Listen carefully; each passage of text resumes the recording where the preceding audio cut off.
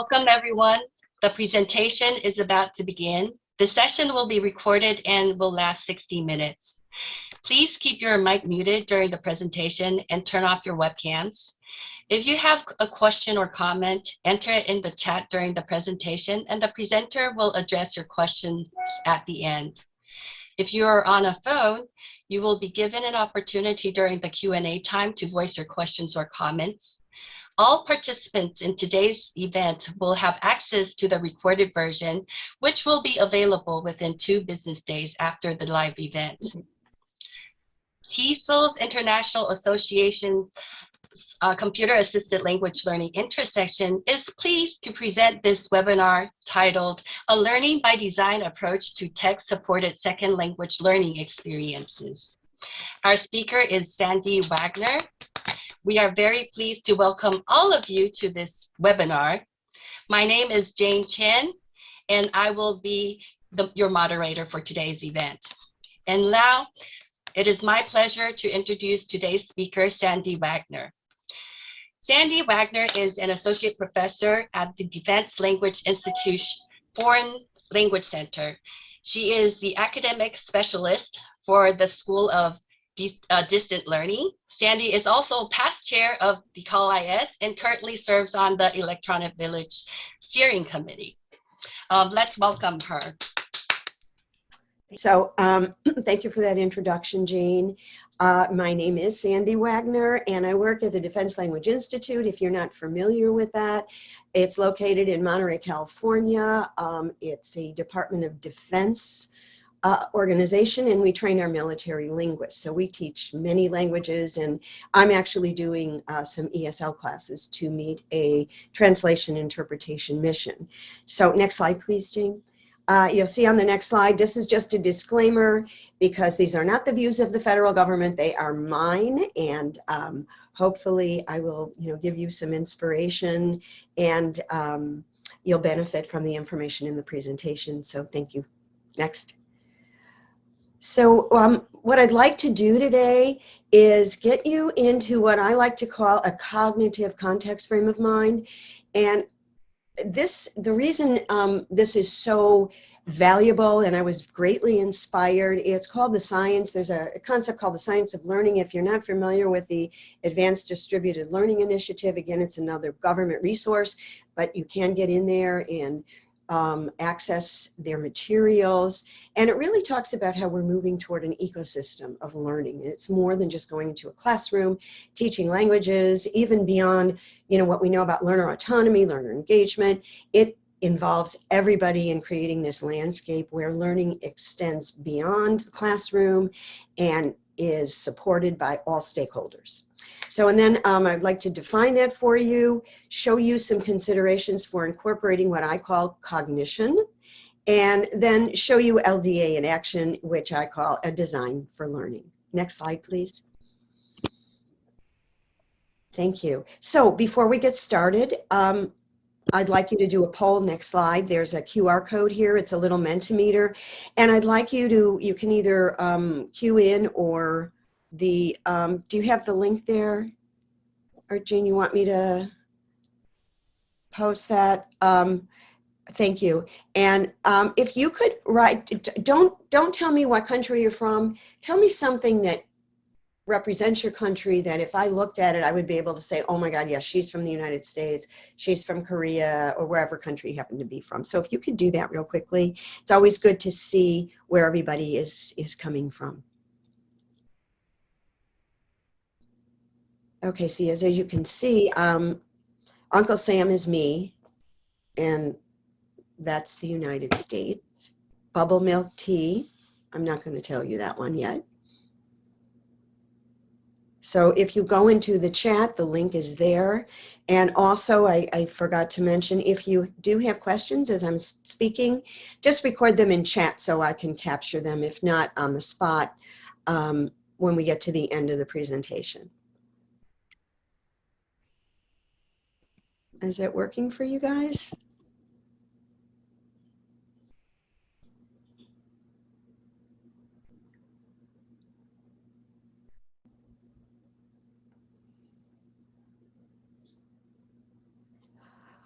Okay, well, you get the idea. I don't know if the links are not working. This seems to be the technology devils are among us. So bubble milk tea is Taiwan, and this is just something to move beyond just a simple "where are you from?" Gets people thinking, cognition. So let's move on.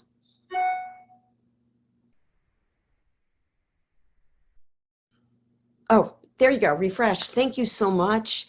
Beer. Oh my God. Is that Germany? It could be the United. That's. I hope if it's Germany, just tell me yes if it's you. Pho, Vietnam. Let me see what I know. This you're really testing my knowledge of maple syrup is, well, I would say United States, Vermont, maybe. Corn is as tall as an elephant's high. I'm teaching my students about the government of this country. Okay, thank you. I believe that's the United States. Hot dog, Chevrolet. Are we talking Detroit? I don't know. Garments industry. That could be a few, but I'm thinking more either California or New York, New Jersey. Okay, thank you very much. I think we could have this amazing conversation. So thank you for posting that. I appreciate it.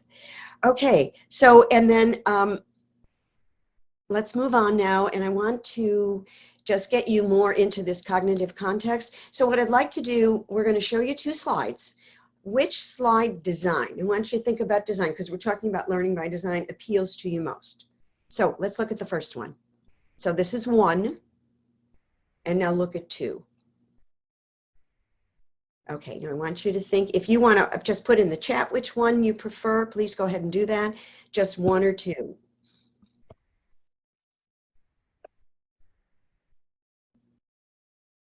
You liked 1 better?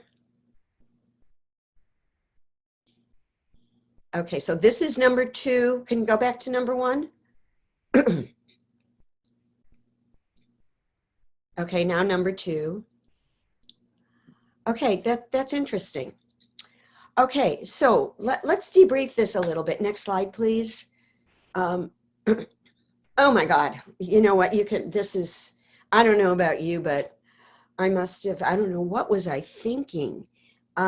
I don't know if this design appeals to you. Kind of like this is me wanting you to see my bird, but I don't know if it really belongs there. So can you click on that, Jane? I think there might be a better way to design that slide. I don't know about you, but there's too much going on. There's too many words, and that bird just doesn't belong there. Next slide, please. So could you tell me your thoughts in the chat? Why you selected 1 and why you selected 2? Yeah, okay, 2 is definitely easier to read. Anybody from 1? You know, and it's a pretty, yeah, definitely 2. Okay, so that is just bringing out one of the design elements, that contrast. So if you've got a dark background and you've got black text, you're going to see it, but the cognitive load, you're going to have to think a little bit more, search for it. But when the white came up, I think you automatically saw that by using that type of design, and again, simple things such as background colors, contrast, fonts. I know it's obvious, we know about them, but when you combine them, sometimes you have cognitive nightmares. Seriously, I don't know if you've experienced that, but I know if I see something like that, it hurts my eyes, and I will try to find another resource or say, hey, listen, this needs to be better because I can't focus right now.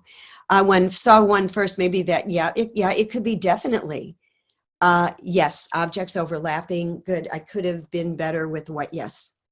Thank you. 2 is symmetrical, definitely. Think about your brain. You didn't have to think too much with the second one, I'm assuming. So thank you so much. Yeah, 2, definitely. Okay, next slide, please. Okay, here's another one. Oh my God, can you click, Jane? I don't know. What was I thinking?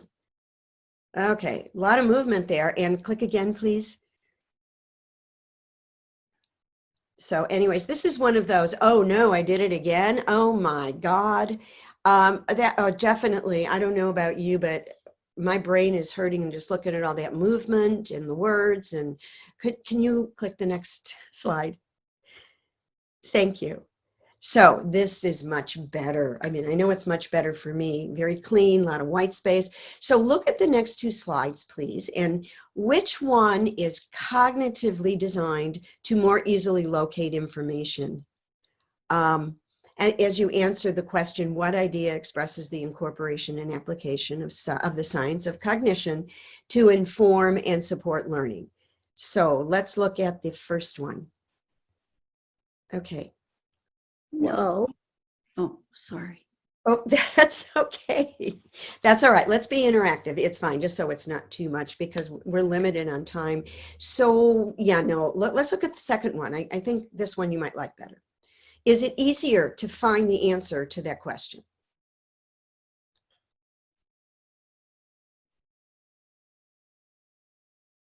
Okay. Yeah.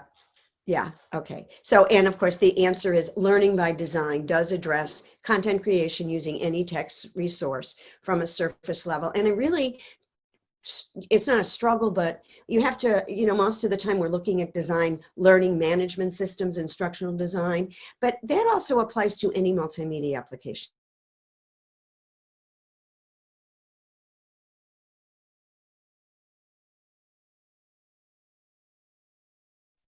Comes into This play. meeting is being Oh my, okay, so thank you. So anyways, I'm sorry, I just got a little bit of a disconnect there, but we'll just keep moving.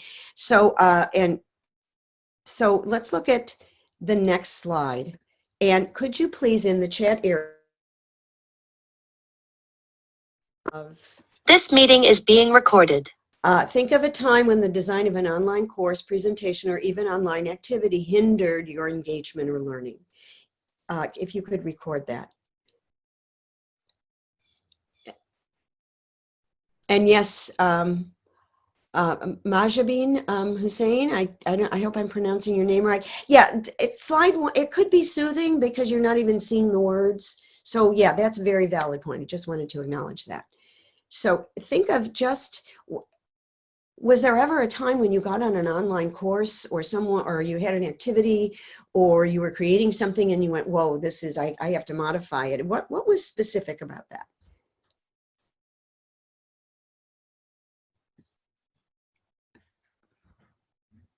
Students didn't know how to navigate the course on, yes, oh, that's a biggie.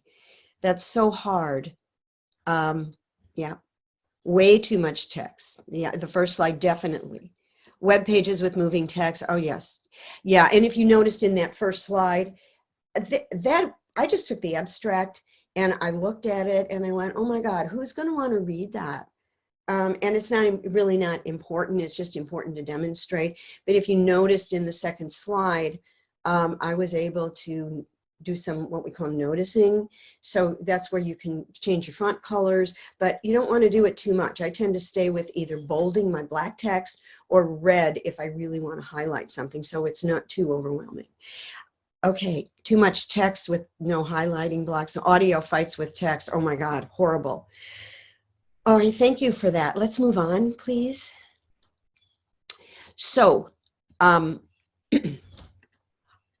I think I have the solution to all your nightmares, and that is called a learning by design approach. So just a basic overview, a learning by design is, and you can read this, instructional design that incorporates design principles to support the This meeting is being recorded. You're merging pedagogy and good design for language and good strategies for language learning with these instructional design principles. And when we look at it, the theory behind it, number one is the science of learning, number two, future learning ecosystem, which is what I was talking about, and Mayer's 12 principles of multimedia learning that we'll go through in detail, and Maslow's hierarchy of needs for online learning that Justin Schul, who's also very active in TESOL, he actually came up with a wonderful version of this of Maslow's for online. So let's move on. Thank you. Okay, so let's just look at the science of learning, and oh no, click please, Jane. I did it again. There's something in there that's not a good design element. Can anybody recognize it? It's minor. Is it a deal breaker? Okay, so let's move on to a better view. So you can see it's just that contrast, very simple thing, but now, and it was meant to show there's a purpose for it, that progression. So if you look at the science of learning, it really incorporates research on cognition and how students learn, which is something that I think we've all been invested in for many years. It draws on different techniques and optimizes learning for all. So I'd like to go through some examples. Let's look, so you've got elements relevant to learning, you have cueing, devices, objectives, structure and support, consistency. When a student goes back to a learning management system, for example, once they're familiar with the flow, how to navigate, that becomes second nature. The mechanics are mastered and they can focus on the cognition and the learning. Cognitive load, chunking, and design for learning is your final destination where you're managing their load and everything is falling into place, so the learning happens much easier and students are motivated because they're not frustrated. So let's look at some examples. Okay, so these are all examples of courses I've created, multimedia resources, some that we've developed at the Defense Language Institute for curriculum development, but the learning design principles apply. So this is my homepage for DATRA. You can go online. Basically, it's a program to train Russian military linguists, and it's in support of the defense of the United States. So you can see my homepage. It's just, this is what it's about. It's very clean, and you can see how the load management is not cognitively taxing. It basically shows trimester 1. If you scroll, this is just a screenshot. Trimester 2 is there, and then I link everything as I create the modules. Elements relative to learning, it's all got a focus. Even if you look at the sidebar, that is very limited. Home, modules, syllabus, assignments, discussions, and grades. And a structure. So clean and easy to follow. And if you do have any comments on any of these, just please post. Okay, let's look at the next example. Okay, here's where we go to load management. This is inside Module 1. The topic is biography. My topic's parallel. They're actually getting high-level Russian instruction along with high-level English, so they're able to do interpretation. And as you can see, it starts with the task page, so they know what's ahead. Everything is numbered, and everything is presented in small chunks. So when they click on vocabulary, their brains are focused. There's that cognitive focus, and they're not on overload, and then it flows as good task-based instruction should do. Next slide, please. And the second part, this is Mayer's 12 principles, and basically they were designed to create optimum learning environments, and I will go back to learning by design. So let's look at each one individually with some examples. So this is actually on 2 slides. The second slide, so these are all the areas, and I'm just going to move on so I can explain them with examples behind them. So this is the first one. When you talk about coherence, you really want learners to see what they need to pay attention to. So if you look at this, this was actually one of our French teachers was going on what we call a mobile training detachment. So we send teachers around the world to Army bases, Air Force bases who need advanced or even beginning language training. They tell us what they need. Curriculum is done on the spot with specific goals. And this was a familiarization course, and he put it together, gave me the Word document, and we'll show you an example later. I went, Laurel, maybe let's sit down together and let's do a better design so your students really are focused, and even helping him with any English part he had so that the language was correct. So this was the front page we came away with. You can see it's branded for the Department of Defense. It's got a welcome message. They know where they're at. There's a little message in French. It just immerses them immediately. And he can explain it, but If you look at the bottom, those are the 4 modules, and anytime they can get there immediately, just go to the home page. So this is what we mean when we talk about coherence. All right, next slide, please.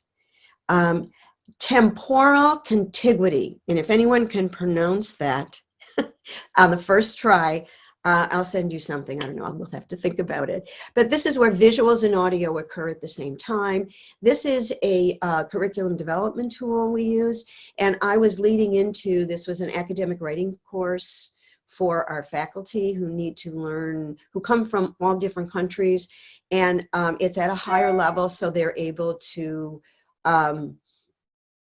write good abstracts, and they technically, most of our faculty are ESL still, you know, higher levels, but you know, they still haven't honed academic writing skills.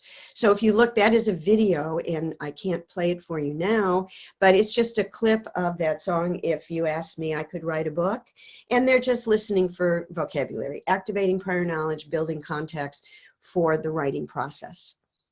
And if you notice, the visuals and audio occur at the same time. So as they're listening, they can check off, and what this curriculum tool lets us do is create interactive activities. The answers get recorded, it's downloaded as a PDF, and then we're able to grade it. Okay, next slide, please. Multimedia, again, this kind of relates to the way you want to integrate the your input to students. So words and pictures better than words alone, and the other thing is your visuals need to be contextual. And as you can see, this was the parts, les parties of the French course. So these are new students, they're not speaking French, but so we have little icons, and the icons actually carry through on the lessons too, so we're able to also link those images, and the words and the text are meaningful. Next slide. Pre-training.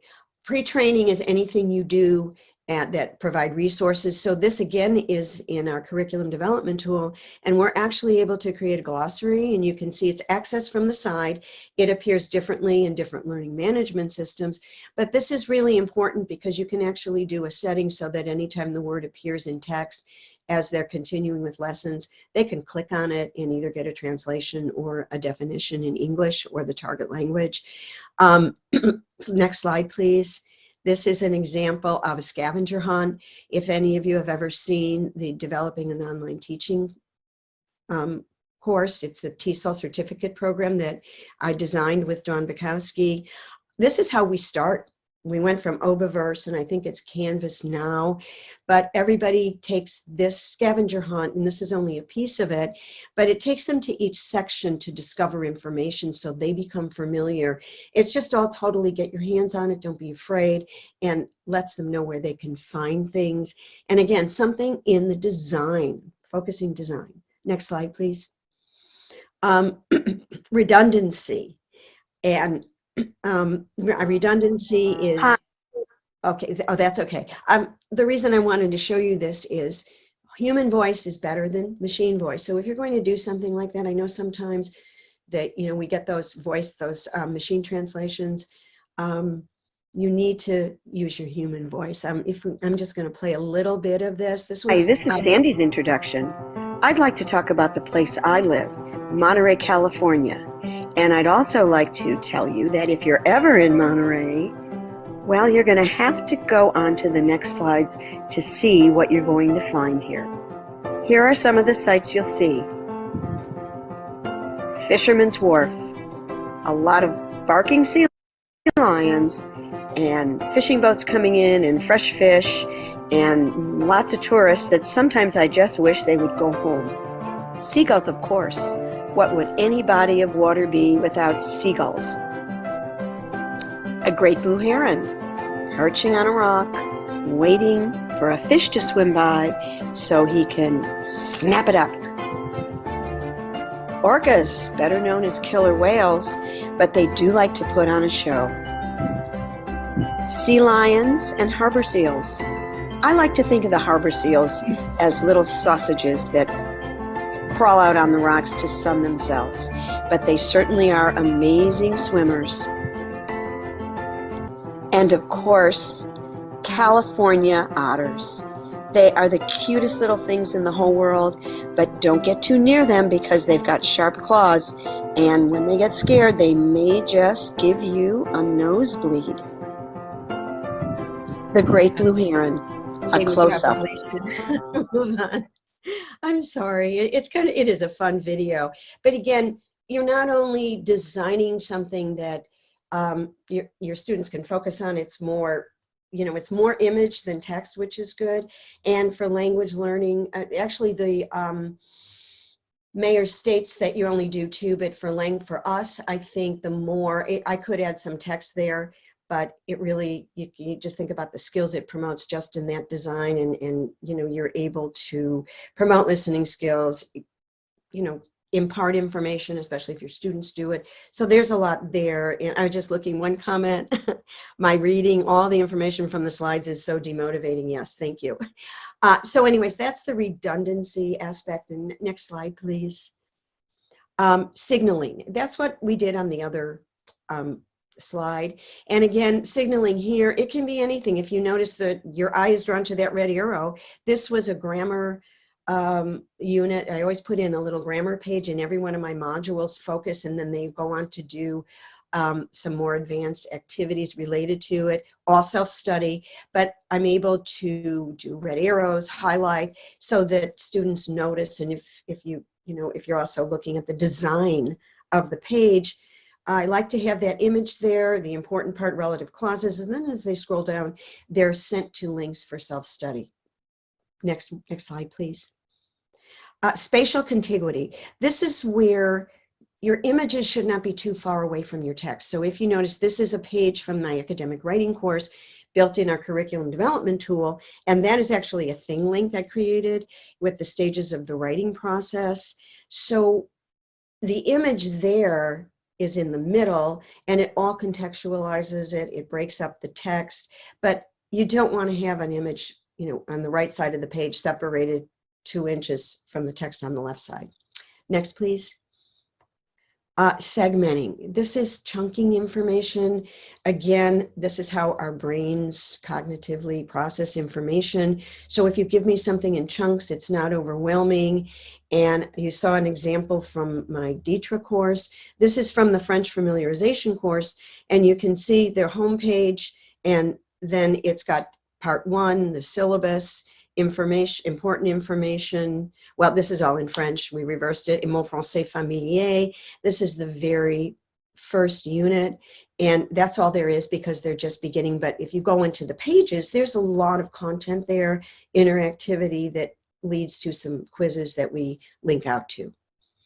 Next, please. Just another example. So if you look, this is all Laurent's idea, but if you look at the way we changed the design before beginning, he's just got some little tutorials on the French language and how it's different from English, things to be aware of. And you can see anything highlighted in green, he's got a note there, is in this little booklet he prepared, so the students know to go there. Next, please. Modality. Text heavy, we've just talked about that. Brain overload. So when you talk about modality, you want to use visuals, you want to use bullets, you want to use fonts that are easy on the eye, and there's websites there that tell you the most readable fonts. Times New Roman, sans serif is really the best. And this is an example. You can see my image talks about, this was a unit on family, and we went heavily into genealogy.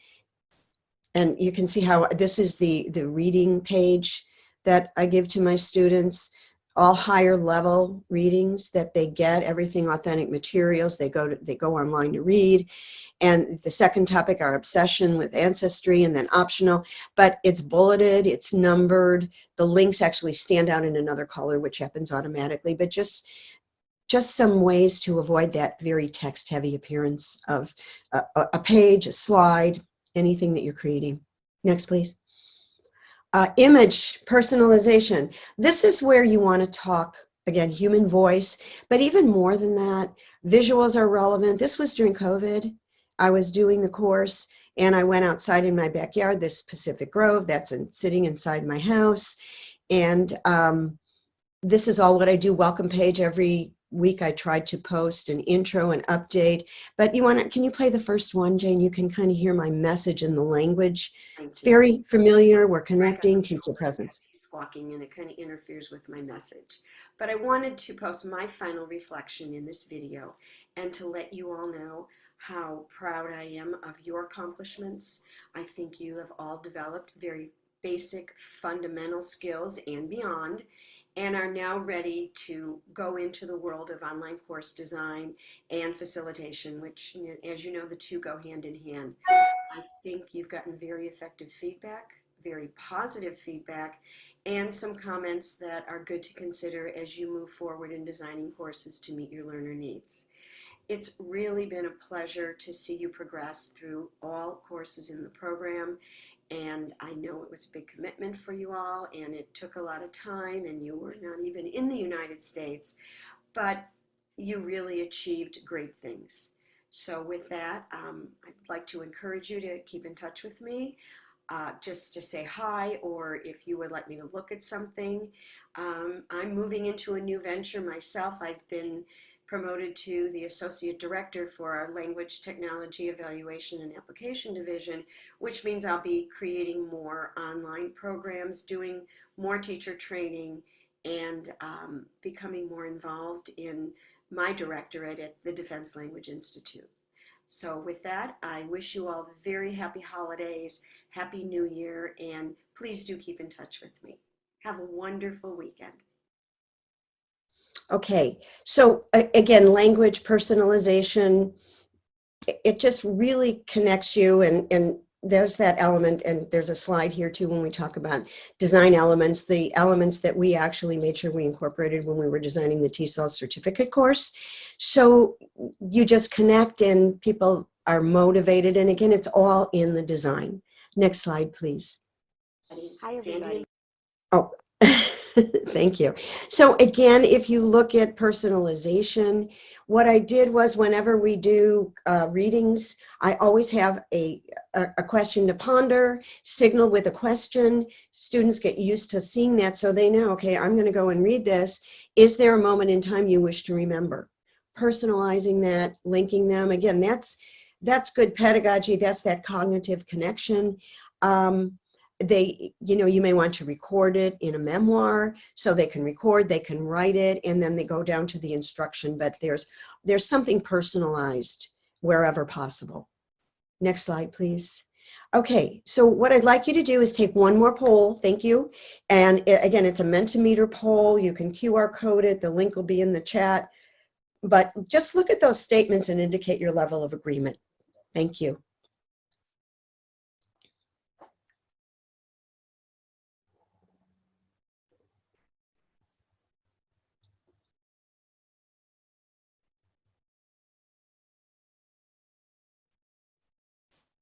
Yes, Helene, yeah, I meant to highlight that. Yeah, that If You're Ever in Monterey was made with Adobe Spark. Actually have another version, and it's very powerful.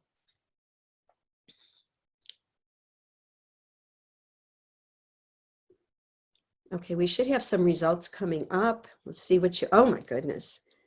Love it. Okay. Yes. Yeah, well, I figured we'd all be in agreement on on most of these. Cognitive ability alone is key to success in learning a language. Oh my God, absolutely not.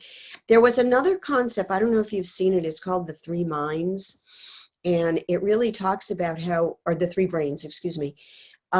We have our cognitive brain, we have our gut brain, and then we have our heart brain. And I know it's been named differently in a lot of the research, but basically, and this is going to tie into what we're going to talk about, if you're not feeling good in your environment, especially online, the cognitive suffers.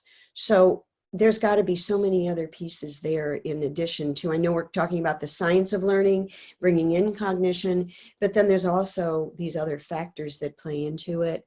So yes, the learning environment has a huge impact, absolutely. Oh God, thank you. All students are not tech savvy, and they may be, but they don't know how to use a new learning management system. And the best thing you can do is invest time at the beginning to let them play around, let them navigate, let them find information, and let them become familiar. I think what we can fairly say is they will probably become very quick learners. And yes, there is a feng shui to instructional design, absolutely. So, you know, I don't know about you, but it takes me a long time, longer than most. That's my one criticism, because it just has to feel right. So thank you for those thoughts, and let's move on. Thanks, Jane. So I know we have more ground to cover, but this is the next consideration, Maslow's hierarchy of needs. So in the smaller box shows the actual hierarchy. The larger one is one, again, I'm going to give Justin credit for this. He did, you know, adapt it. There's other people that have adapted, but I used his. I should have written that there, so I will add that. But you do start with your equipment needs. Hardware, laptop, you have to make sure it's working. You have to make sure students know how to make it work, and all the peripherals. Then you have the environment, the learning environment, quiet, calm, lack of distractions. There's a lot of information now, especially during COVID, when we talked about mindfulness and we talked about keeping your room clean, not putting your desk in the bedroom, a lot of things that really set you up so that your cognitive functions kick in and you're open to all this wonderful learning.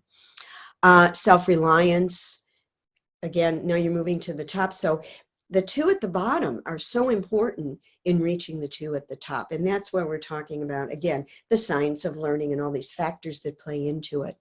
Next slide, please. And finally, design principles in support of multimedia language learning. I don't think this is anything new. If you've been around TESOL and just teaching, I'm sure we're all familiar with most of them. Teacher presence, again, in your design. We talk about when we're designing courses, this is a whole week in the certificate program. And it's basically, well, how can you make yourself felt even when you're not there? You can, do selective release on announcements. You can check in. You can do videos that you just post, and all of a sudden, student opens, the site the next day, and there's a message, and it could be something, just encouragement, whatever meets that need of the flow of your course. Again, cognition, navigation. You indicated that, so again, right on target. Learner autonomy. Well, it's hard to be an autonomous learner when you don't know where to go for that flow, because you do need to set that up. Assessment for learning, comfortable learning environment. So all of these things figure into the learning by design approach. Next slide, please. Okay, I wanted to go back and just show you the metamorphosis of the French curriculum. And again, if you look on the left, these are some important design elements. When he showed me, this was one of the original pages, and I did get permission. I said, listen, I need to show people, and he was very happy to show how we morphed, or we changed this, so that he did go and teach the course, and the students really felt that their needs were being met. There was a good flow, and they progressed quite well in the 4 weeks he was teaching this familiarization course. So, is there coherence? Well, yeah, he's got the information there, but he's got all these colors. This is just not good design. There's no branding. There's nothing that brings it together. The readability, yeah, it's okay, but it's not the best. So let's look at the next slide.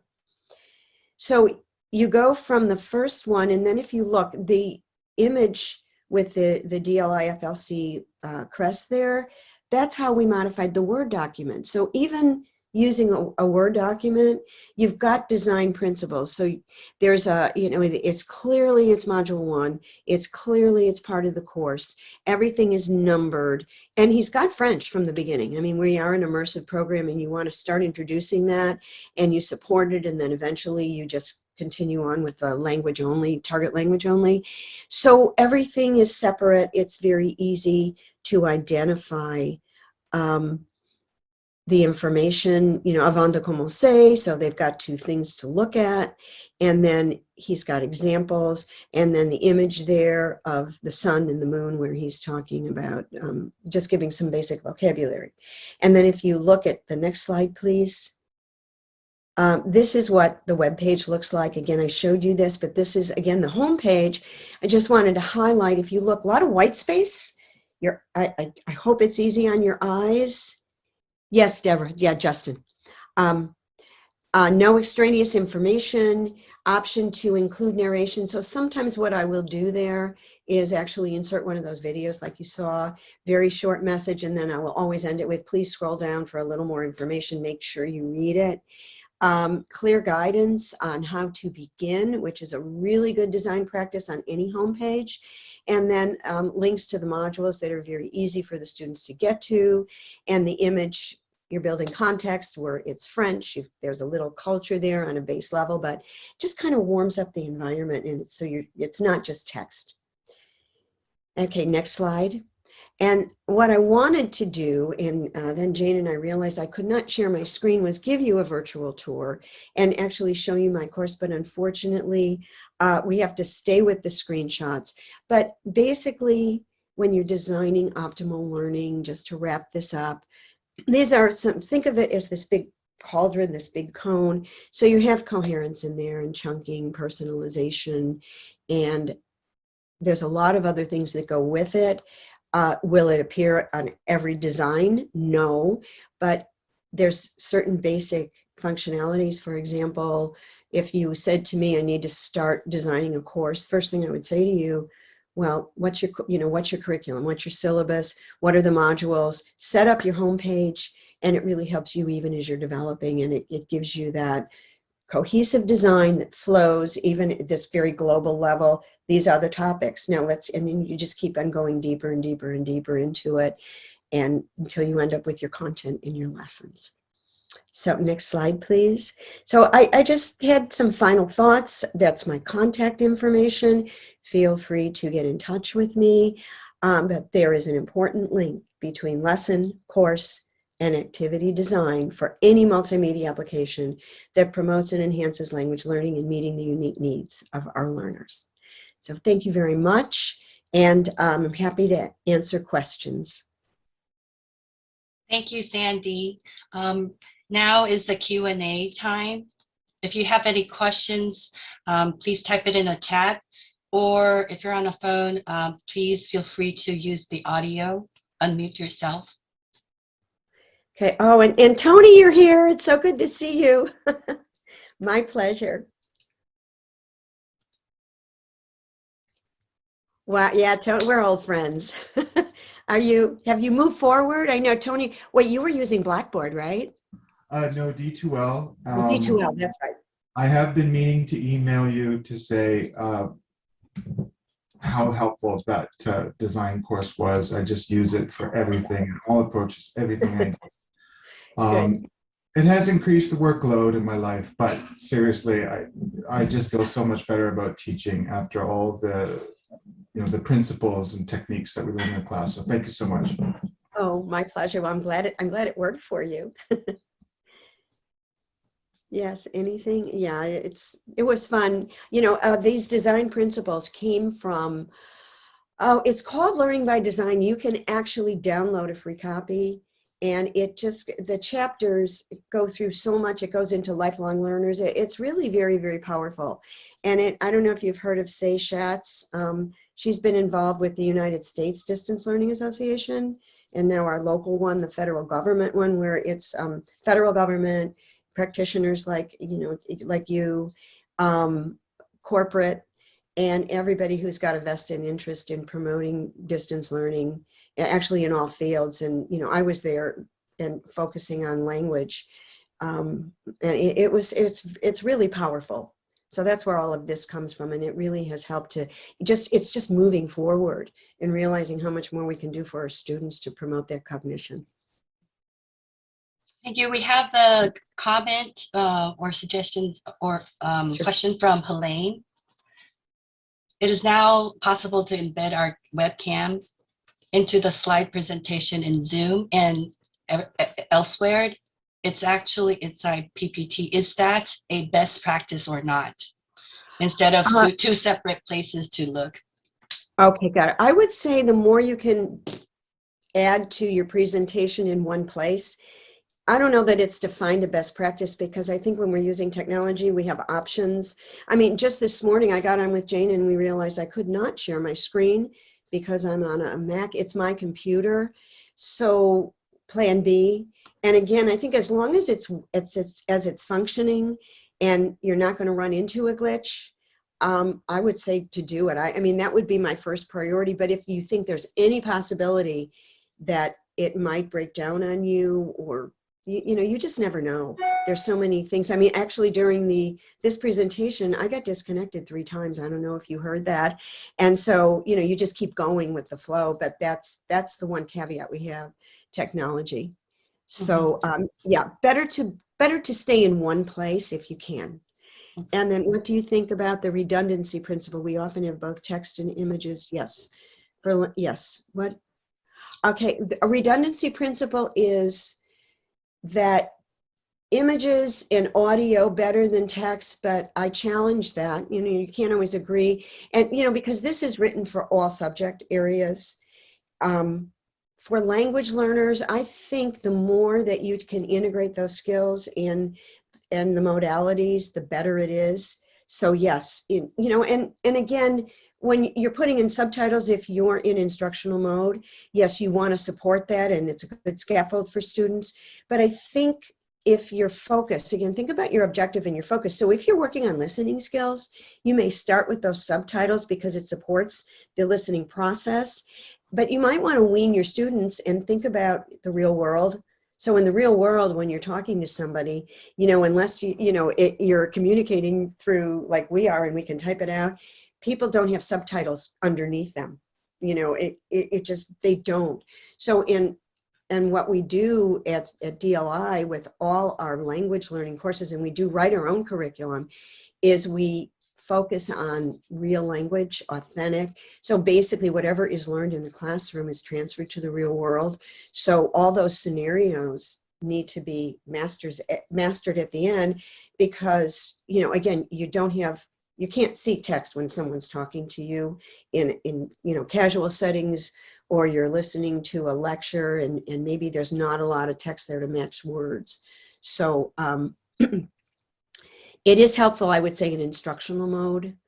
But again, if you've got students who need to master that as a listening skill, eventually you want to take that away. You can bring it back in if they still need support. And you know, it's that one, you know, you move forward, you assess that formative assessment. If they're still not meeting the goal, then you come back and you start adding those scaffolds. So I hope that helped. And we have a comment by Deborah, but movement is distracting. Yes. Yeah. Yes. Well, yes. Yeah. For redundancy, I don't know. Is that related to redundancy, Deborah? I mean, movement. Yes, I definitely. If I use a GIF on anything, it's very discerning, and I seldom do that. Yes, definitely. So yeah, Deborah says more whether to have a webcam. Oh, I'm sorry. I didn't get the context yet there. Yes. Yeah, I don't I have not used, well, yeah, no, I do have webcam. I guess I'm confused there as far as using a webcam all the time. I mean, basically you're talking about when we're in instruction. I'm trying to get context, sorry. Yeah, Deborah, would you like to? We can break a test down in, okay, yeah, Okay. more whether. We can. Okay. I'm basically asking about Helene's comment. Oh, okay.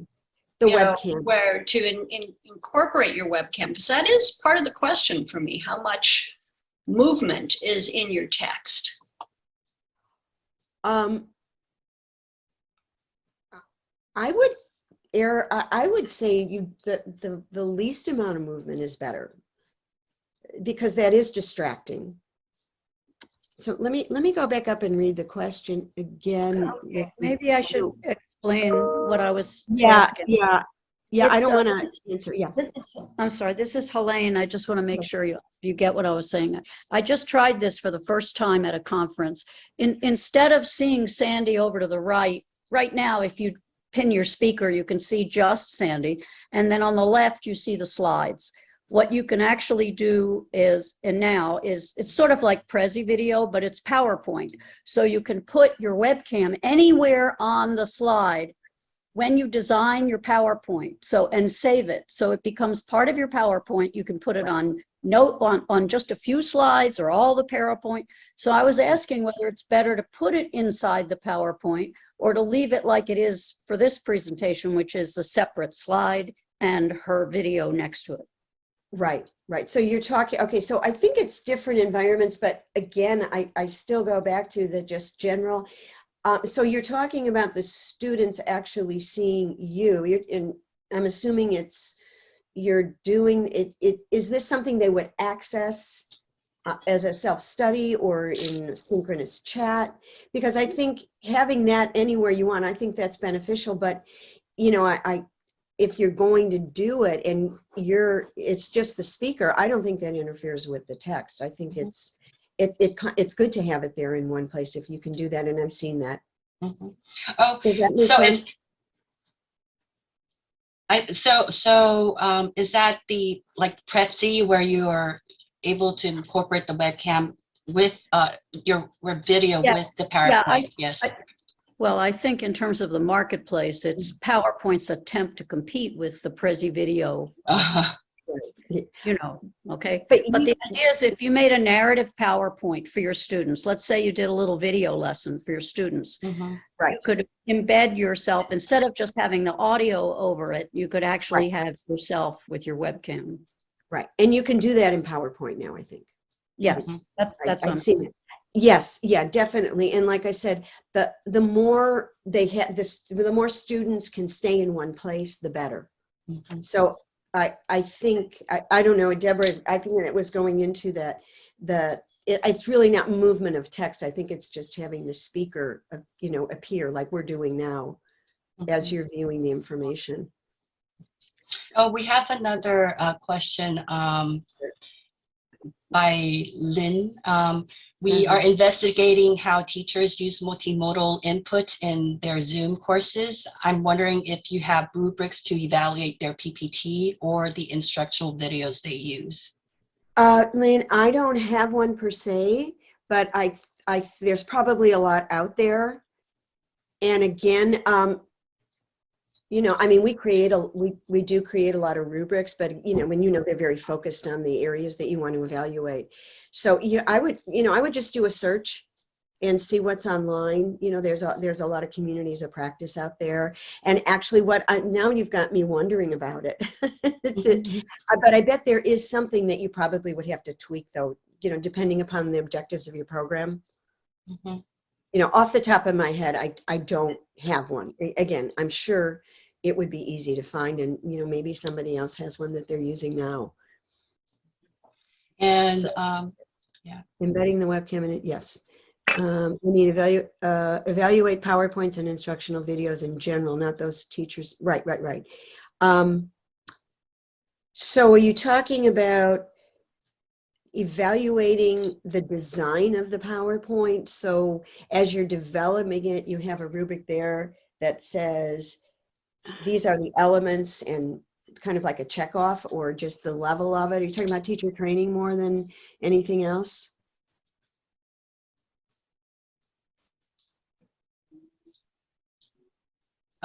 Okay. Yeah, Lynn? What?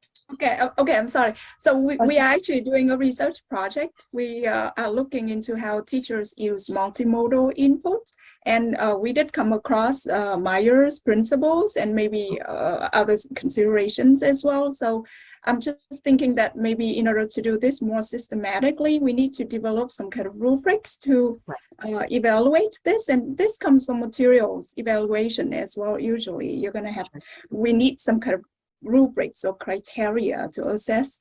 Right. So I'm just thinking along those lines. We know the 12 principles, but then in order to apply it to language learning and second language learners, there are other considerations as well. That's why I asked about using subtitles and the redundancy principle. But this is basically a research project, but of course we want to share the findings and application later. Absolutely. You know what? I think it might be something you may want to take a look at based on specifics that you're addressing in your research, and use the Myers principles to create the rubric. I think that would be amazing. Thank you. So we'll look to see. Well, let's get in touch with me. Yeah, thank you. My friend and co-researcher Hua is here, but as well. We are doing it together. So. Oh, wonderful. Yeah. Yeah. That's admirable. Marja Bean has a comment. Oh, a question. If there's no rubrics, can we not just use the design principles to evaluate?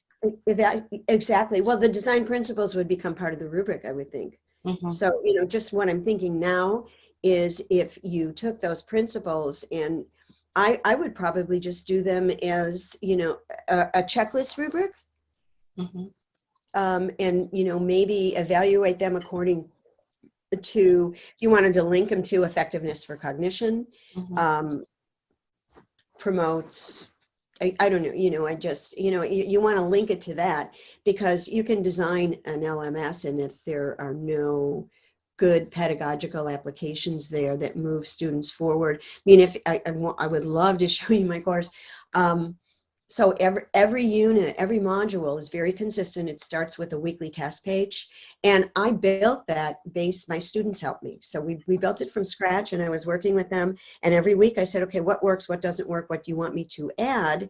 And they told me, and it was wonderful, because that end user feedback, you can only guess. I mean, we were on the right track, but it's evolved into something that's been very valuable, that's really, really helped them. And everything ends with a writing assignment that is geared toward incorporating the grammar and the content that we've studied in the readings, and then these higher level thinking skills that it's always about, it's really analysis, evaluation, synthesis, and they come back and I've seen some incredible writing, and then again it allows me to evaluate. And then we also do a translation interpretation exercise. We get Russian videos, and they interpret segments for me, and I am able to tell them if it's comprehensible. And then I pull in one of our Russian instructors who actually verifies the validity of the interpretation. I mean, when things get lost in translation, and you could really offend somebody, so you have to be very, very, finite when, and very accurate when you do that. So, there's different levels. Mm-hmm. Thank you. And we've come to the top of the hour, and sadly we need to conclude today's online program. Today's presentation was entitled A Learning by Design Approach to Tech-Supported Second Language Learning Experiences. A special thank you to our presenter, Sandy. Thank you so much and we had a great discussion tonight. And this concludes the program. And thank you everyone for your participation.